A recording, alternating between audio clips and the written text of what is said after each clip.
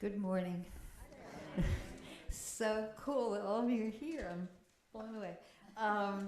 Thank you, Liz, for all you did to make this service possible and all the people who organized yummies that we'll have afterwards.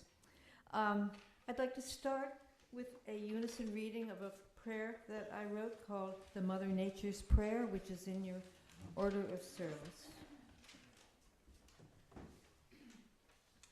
Our Mother, who art within us, hallowed be thy name.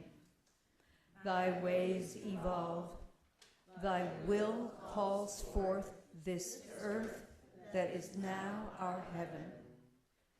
Give us this day our daily bread, and fill us with tenderness as we repair our trespasses, and lead us forth into communion, and deliver us from dominion.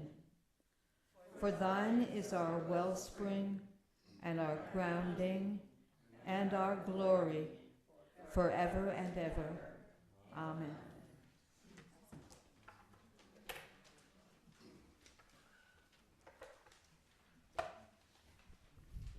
So am I coming through okay? Okay. Our services frequently adopt the monthly themes suggested by the Soul Matters Sharing Circle, a consortium of over 150 UU congregations. A recent theme was practicing resistance, and several weeks ago, Reverend Vicky offered an elegant sermon based on the Exodus story on the practice of resistance in societal and political contexts. And it's on the church site if you missed it. This morning, with a snow delay, I'll take up the resistance theme from the perspective of a biologist and a religious naturalist. A few months ago, the Sharing Circle's theme was choosing hope, and I offered a homily that some of you may have heard on the notion that we don't need to choose hope, that it's already built in, that it's a part of the nature of all living beings to be hopeful. I'll now try to make the same case for resistance, exploring how resistance permeates and indeed makes life possible. Let's start with the common concept of emergence, which is pushing back, resistance, which is pushing back, as in resisting's mom request to mow the lawn, or resisting political oppression. In an example from the natural world, think of a beaver dam that crosses a stream and generates a pond. The dam is resisting the flow of water in response to the law of gravity. The dam constrains the flow. Another law that pervades the universe is called the second law of thermodynamics, which may sound off-putting, but it's easy to get the gist of it by thinking of a teenager's bedroom. It can be orderly as long as work is done to maintain the order. When the work stops, it becomes increasingly disorderly to the point of apparent randomness. Anything can be anywhere. The second law describes this situation. Order requires work. When the work stops, disorder increases until all is random. Disorder has a scientific name. It's called entropy. And the project of all living beings is to do work that reduces entropy and hence keeps them from falling apart. So how do organisms go about increasing order? How do they know how to put the socks in the sock drawer and the dirty clothes in the laundry basket?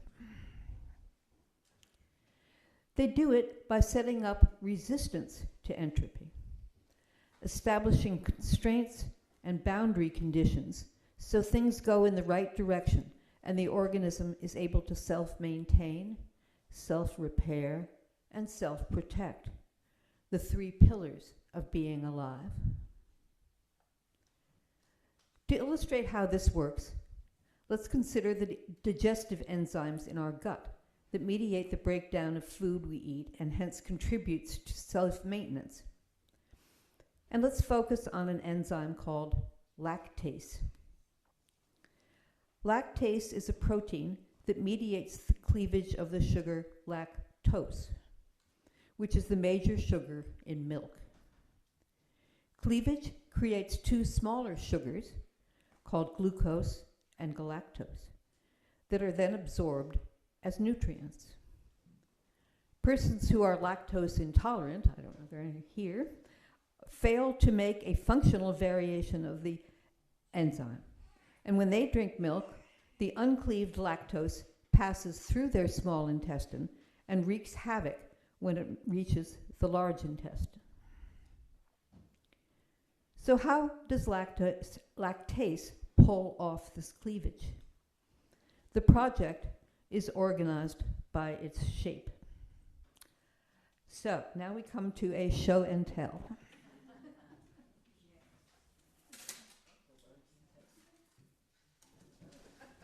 Okay. So a protein is a chain of amino acids that are linked together by a beautiful system. And one amino acid gets linked to the next, which gets linked to the next, which links next, next. Okay? Now this sequence of amino acids, they're different colors because there are 20 different kinds of them. And they are all linked together. And they have different colors because they have different properties. Some of them are positively charged. Some are negatively charged. Some are greasy, okay? Lots of different kinds of amino acids. And what happens is after this thing is spewed out of its machine called a ribosome, these amino acids start to get interested in each other. A positive one may like a negative one. A greasy one might like another greasy one. And they start to fold. All right? So, a little more easily done. Here's a polypeptide, and it's amino acids, different ones, folding together and creating a shape. And now, get out your order of service and look at the picture on the front. So there is lactase in all its glory. If you follow along, you're following along the chain. Some of them go like this. That's not a DNA helix. It's called an alpha helix, and that stabilizes the whole thing. And right in the middle of all of that, you can't see it. It's just a few amino acids. But that shape creates a pocket. And the pocket is just the right shape for lactose to fit into. So it's sitting there in your gut, a lactose comes along, it fits in the pocket. And when that happens, the shape of the whole thing switches. The enzymatic thing cleaves the little bond between galactose and glucose. The galactose and glucose come out and you digest them. And then when the pocket is empty, it flips back to its lactose receiving state for another lactose to come in. Okay? That's how you digest milk.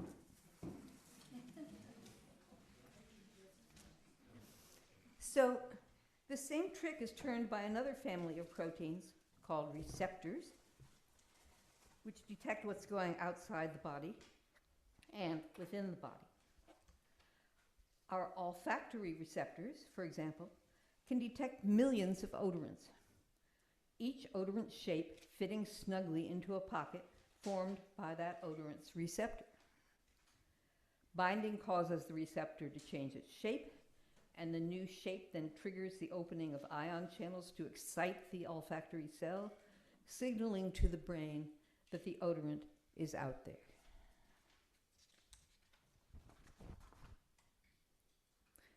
So with these shapes in mind, we can move to a deeply important concept known as emergence.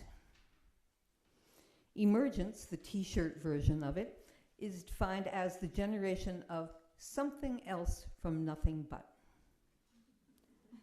Look again at that lactase enzyme in the order of service. Its nothing buts are the amino acids aligned in chains. It's something else, its emergent property, is its distinctively shaped pocket capable of mediating lactose cleavage. The fold and the pocket are generated by constraints imposed by chemical interactions that prevent the chain from flopping around entropically and instead allow it to do something useful. In addition to shapes, we can also talk about emergent dynamics. Dynamics describes causal connections over time. One thing leads to the next, which leads to the next. Something is happening. The hundreds of different kinds of enzymes in your gut are the nothing buts of the emergent dynamics we call digestion. The thousands of different kinds of olfactory receptors undergird the emergent dynamics of smell. If we think about an organism writ large, its constraints galore. Each cell is surrounded by a lipid membrane that keeps the outside out and the inside in and lets things through. Each amino acid is an assemblage of atoms, nitrogens and carbons and oxygens, that are constrained by chemical bonds to adopt particular configurations and hence emergent shapes, shapes that generate the kinds, the folds and the pockets of the proteins. So we here come to a central concept. Emergence is nature's mode of creativity. The sequences of amino acids in an enzyme or a receptor, our string of paper dolls, are encoded by genes. A mutation in the gene encoding an odorant receptor will result in a change in its amino acid sequence, and perhaps thereby an altered fold, and potentially an alternately shaped pocket, a pocket that may allow the odorant to be detected more strongly, or more weakly, or not at all. The new pocket may also adopt a shape that recognizes a different odorant altogether. If its detection is useful, the mutant gene will be favored by natural selection, in which case there could arise a human population where the new receptor prevails and the new smell prevails. Evolution is ultimately dependent on biological constraints that create novel emergent properties and emergent dynamics. These traits then displayed for natural selection's evaluation. From here, of course, we can also zoom up and say that all creatures are the nothing buts of their ecosystems, and that human creatures are the nothing buts of both their ecosystems and their cultural systems. Just as embedded systems of constraint generate living organisms, so do they undergird each ecosystem and each culture. In a thriving ecosystem, predation is constrained by protection from predation. Pollution is constrained by organisms that consume the pollutants. In a thriving culture, governments and religions constrain us to adopt shared social goals. In a dysfunctional culture, social goals are splintered and we become increasingly entropic. And why do I say in the title of this homily that all these emergent systems are cobbled together? Because from my perspective, none of them was planned. There's no intelligent designer. They arise and build and emerge bottom up. My friend Jeff Dahms, a heart surgeon in Australia, of all things, puts it this way.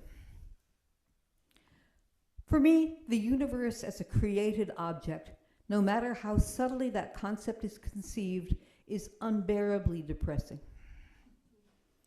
For sure, a universe purposely built to generate complexity or life or primates or humanity is a cosmically impressive act, particularly if no tweaking is allowed after the initial roll of the dice. But no thanks. I'd rather find another place to go home, to call home. A truly wild place, yes. A universe that spawns life and consciousness without instruction, just because it is. Ah, now that is really something one can get excited about. It's the difference between inconceivably awesome cosmic skill and the purely magical. Naturalists are in love with the magic of the open, the magic of the possible. The very contingency of life is what makes it so unbearably sweet and precious. So let's close by considering how the concept of emergence might relate to our spirituality. Perhaps the most distinctive human trait is our particular mode of consciousness. While all of us animals are conscious, integrating our lives via neural and hormonal networks, language-based humans have an add-on. Each language-based brain also constructs a narrative self. A Rebecca, or a Judy, or a Jeremy, who fall asleep at night and wake up in the morning and evaluate their past and plan their future. What is remarkable about this human sense of self is that it feels immaterial. While I have no doubt whatsoever that it is brain-based, my experience is that it is something else altogether, an essence, intangible, ineffable. We have through the ages spoke of a spirit or a soul that somehow, quote, inhabits the body. The sense of an immaterial self presumably grounds the concept, encountered in most religious traditions, that this self, this soul, this spirit will survive the death of the body and experience an afterlife of some form of immortality. In some cases, disembodied, and in some cases, reunited with one's former body or other bodies. We can call upon the concept of emergence to help understand these widespread beliefs. The emergentist approach suggests that to experience our experience without perceiving its underlying material mechanisms, without perceiving the neural hormonal collaborations, is just the kind of thing one expects of emergent dynamics. We need not interpret these experiences as evidence of some parallel immaterial world. We can now say that the experience of soul or spirit as immaterial is a reflection of the way the process of emergence distances each new level from the details below. Let me read that again. We can now say that the experience of soul or spirit as immaterial is a reflection of the way the process of emergence distances each new level from the details below. Given such understandings, I have no qualms about referring to myself, my sense of myself, as my soul. A soul emergent from material and biological constraints, a soul that will die when my body dies, but nonetheless a soul provisioned with endless opportunity for what some call spiritual or mystical experiences, and others describe as a fullness, an overwhelming richness. The concept that these experiences entail access to some independent spiritual realm doesn't work for me. Whereas to think of the mystical dimension as emergent from my mind and heart makes it all the more wondrous and exciting to be a human. May it be so.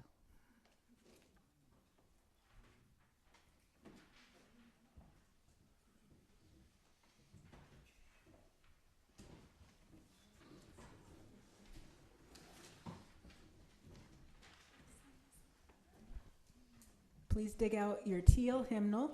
Hopefully everybody can find one. And join with us, rise if you're willing and able, in singing hymn number 1018, Come and Go With Me to That Land. Let's see, do we have time for all 4 verses, or do we just want to? Okay.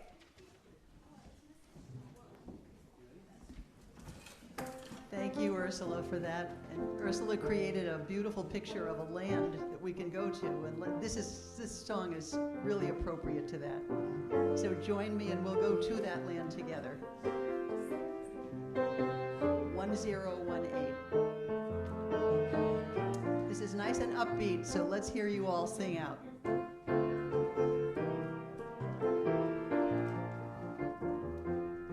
Come and go with me to that land. Come and go with me to that land. Come and go with me to that land where I'm bound. Come and go with me to that land. Come and go with me to that land. Come and go with me to that land where I'm bound. There's a freedom in that land. There'll be freedom in that land. There'll be freedom in that land where I'm bound, where I'm bound. There'll be freedom in that land. There'll be freedom in that land. There'll be freedom in that land where I'm bound. There'll be justice. There'll be justice in that land. There'll be justice in that land. There'll be justice in that land where I'm bound. There'll be justice in that land. There'll be justice in that land. There'll be justice in that land where I'm bound. And there'll be singing. There'll be singing in that land. There'll be singing in that land. There'll be singing in that land where I'm bound. There'll be singing in that land. There'll be singing in that land. There'll be singing in that land where I'm bound.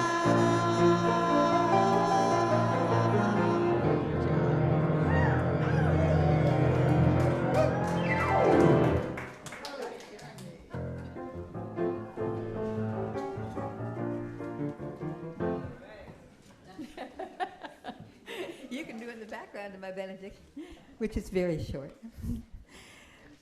We depart with a renewed understanding that science and spirituality are companions on the sacred paths of wisdom and communion. May we walk with the curiosity of a scientist, the vision of a mystic, and the open heart and soul of the seeker and the lover.